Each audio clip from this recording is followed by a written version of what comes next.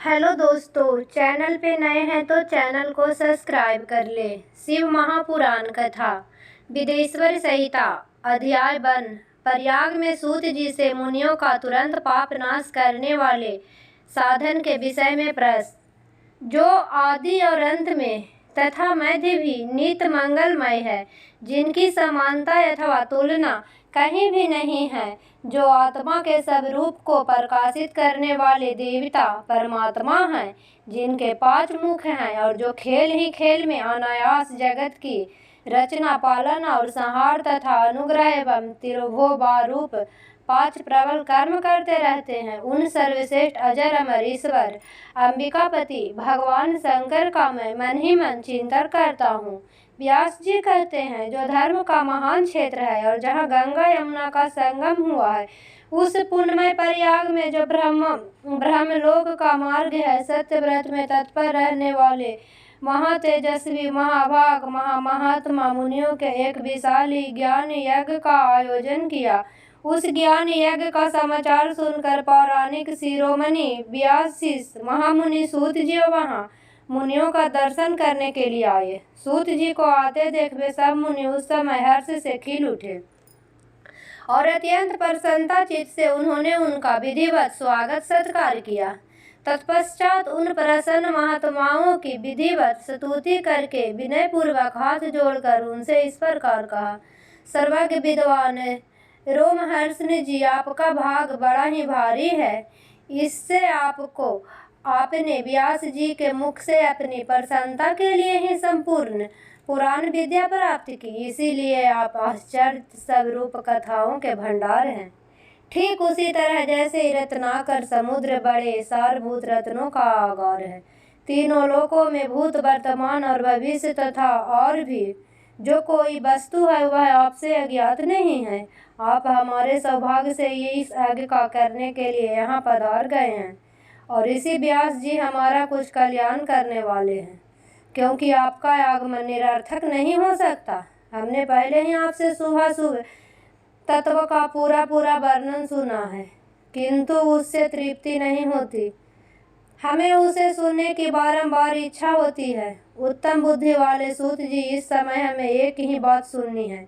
यदि आपका अनुग्रह हो तो गोपनीय होने पर भी आप उस विषय का वर्णन करें। घोर कलयुग आने पर मनुष्य पुण्य क्रम से दूर रहेंगे, दुराचार में फंस जाएंगे और सबके सब सत्य भाषण से मुंह फेर लेंगे, दूसरों की निंदा में तत्पर होंगे, पराये धन को हड़प लेने की इच्छा करेंगे, उनका मन पराई स्त्रियों में आसक्त होगा तथा वे दूसरे प्राणियों की हिंसा किया करेंगे, अपने शारीरिक को आत्मा समझेंगे, मूढ़ नास्तिक और पशु बुद्धि रखने वाले होंगे, माता पिता से द्वेष रखेंगे, ब्राह्मण लोभ रूपी ग्रास बन जाएंगे, वेद बेचकर जीविका चलाएंगे, धन का उपार्जन करने के लिए ही विद्या का अभ्यास करेंगे और मद से मोहित रहेंगे, अपनी जाति के कर्म छोड़ देंगे, प्रायः दूसरों को ठगेंगे, तीनों काल की संध्योपासना से दूर रहेंगे और ब्रह्म ज्ञान से शून्य होंगे, समस्त शास्त्रीय भी सब धर्म का त्याग करने वाले होंगे,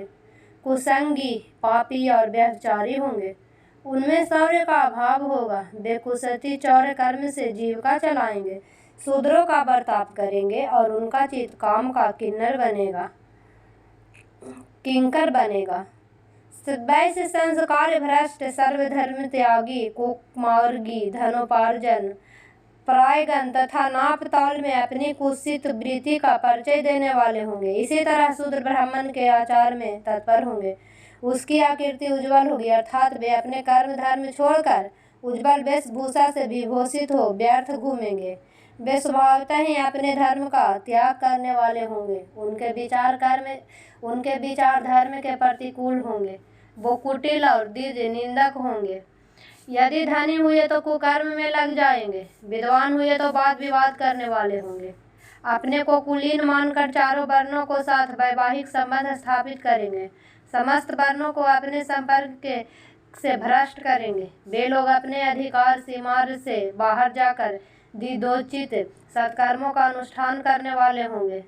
कलयुगी स्त्रियां प्रायः सदाचार से भ्रष्ट और पति का अपमान करने वाली होगी, सास ससुर से द्रोह करेगी, किसी से भय नहीं मानेगी, मलिन भोजन करेगी, कुत्सित हाव भाव में तत्पर होगी, उनका शील स्वभाव बहुत बुरा होगा और वे अपने पति की सेवा से सदा विमुख रहेगी। सूत जी, इस तरह जिनकी बुद्धि नष्ट हो गई है, जिन्होंने अपने धर्म का त्याग कर दिया है, ऐसे लोगों को इस लोक और परलोक में उत्तम गति कैसे प्राप्त होगी? इसी चिंता में हमारा मन सदा व्याकुल रहता है। परोपकार के समान दूसरा कोई धर्म नहीं है, अतः जिस छोटे से उपाय से इस सब पापों का तत्काल नाश हो जाए, इस समय कृपा पूर्वक बताएं, क्योंकि आप समस्त सिद्धांतों के ज्ञाता हैं। व्यास जी कहते हैं, उन भावित्मा मुनियों की बात सुनकर सूत जी मन ही मन भगवान शंकर का स्मरण करके इस प्रकार बोले। शिव पुराण का परिचय। सूत जी कहते हैं, साधु महात्माओं, आपने बहुत ही अच्छी बात पूछी है। आपका यह प्रश्न तीनों लोगों को हित करने वाला है। मैं गुरुदेव व्यास का स्मरण करके आप लोगों को स्नेहवश इस विषय का वर्णन करूंगा। आप आदर पूर्वक सुने। सबसे उत्तम जो शिव पुराण है वह वेदांत का सर्वस्त्र है तथा वक्ता और श्रोता का समस्त पाप राशियों उद्धार करने वाला है। इसका ही नहीं, वह परलोक में भी परामर्थ वस्तुओं को देने वाला है।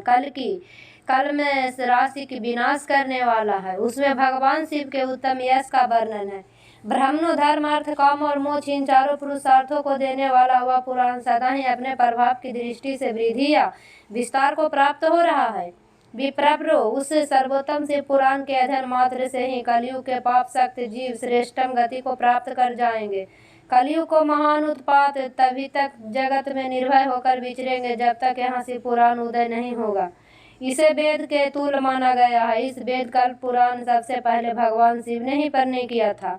विदेश्वर संहिता, रुद्र संहिता, विनायक संहिता, उमा संहिता, मातृ संहिता, एकादश रुद्र संहिता, कैलाश संहिता, सदरुद्र संहिता, कोटि संहिता, सहस्र कोटि संहिता, वायव्य संहिता तथा धर्म संहिता, इस प्रकार इस पुराण के 12 वेद या खंड है। ये 12 संहिताएं अत्यंत पुण्यमयी मानी गई है। ब्राह्मणों, अब मैं इसे उनके श्लोकों की संख्या बता रहा हूँ, आप लोग वह सब आदर पूर्वक सुने। विदेश्वर संहिता में 10,000 श्लोक है। रुद्र संहिता, विनायक संहिता, उमा संहिता और मातृ संहिता, इसमें प्रत्येक 8,000 श्लोक हैं। ब्राह्मणों, एकादश रुद्र संहिता में 13,000, कैलाश संहिता में 6,000, रुद्र संहिता में 3,000, कोटि रुद्र संहिता में 9,000, सहस्त्र कोटि रुद्र संहिता में 11,000, वायव्य संहिता में 4,000 तथा धर्म संहिता में 12,000 श्लोक हैं। इस प्रकार मूल शिव पुराण की श्लोक की संख्या 1,00,000 है, परंतु व्यास जी ने उसे 24,000 श्लोकों में संक्षिप्त कर दिया है। पुराणों की कर्म संख्या के विचार से शिव पुराण का स्थान चौथा है। इसमें 7 संहिताएं हैं। पूर्व काल में भगवान शिव ने श्लोक संख्या की दृष्टि से 100 करोड़ श्लोकों को एक ही पुराण ग्रंथ ग्रथित किया था। सृष्टि के आदि में निर्मित हुआ वह पुराण सहित अत्यंत विस्तृत था। फिर द्वापर आदि युगों में दैपान व्यास महर्षियों ने जब पुराण का 18 भागों में विभाजन कर दिया, उस समय संपूर्ण पुराणों का संक्षिप्त स्वरूप केवल 4,00,000 श्लोक का ही रह गया। उस समय उन्होंने शिव पुराण को 24,000 श्लोकों में प्रतिपादन किया। यही इसके श्लोक की संख्या है। यह वेद तुल्य पुराण 7 संहिताओं में बटा हुआ है। इसकी पहली संहिता का नाम विदेश्वर संहिता है, दूसरी संहिता का नाम रुद्र संहिता समझनी चाहिए, तीसरी का नाम सहस्त्र रुद्र संहिता, चौथी का कोटि रुद्र संहिता, पांचवी का उमा संहिता, छठी का कैलाश संहिता और सातवीं का नाम वायव्य संहिता। इस प्रकार ये 7 संहिताएं मानी गई है। ये 7 संहिताओं से युक्त शिव पुराण वेद के तुल्य प्रमाणिक तथा सबसे उत्कृष्ट गति प्रदान करने वाला है। यह निर्बल शिव पुराण भगवान शिव के द्वारा ही प्रतिपादित है। इसे सब शिरोमणि भगवान व्यास ने संक्षेप में संकल्प किया है। यह समस्त जीव समुदाय के लिए उपकारक, त्रिविध तापों का नाश करने वाला, तुलना रहित एवं सत्पुरुषों को कल्याण प्रदान करने वाला है। इसमें वेदांत, विज्ञान, प्रधान तथा निष्ठ निष्काम धर्म का प्रतिपादन किया गया है। यह पुराण ईर्ष्या रहित अंतकरण वाले विद्वानों के लिए जानने की वस्तु है। इसमें श्रेष्ठ मंत्र समूहों का संकल्प है तथा धर्म, अर्थ और काम, इस त्रिवर्ण की प्राप्ति के साधना का भी वर्णन है। यह उत्तम शिव पुराण समस्त पुराणों में श्रेष्ठ है। वेद वेदांतों में भी वेद रूप से विचलित परम वस्तु परमात्मा का इनमें गान किया गया है। जो बड़े आदर से इसे पढ़ता है और सुनता है, वह भगवान शिव के प्रिय होकर परम गति को प्राप्त करता है। तो दोस्तों, आज कथा अच्छी लगी तो चैनल को सब्सक्राइब करें और दोस्तों में शेयर करें।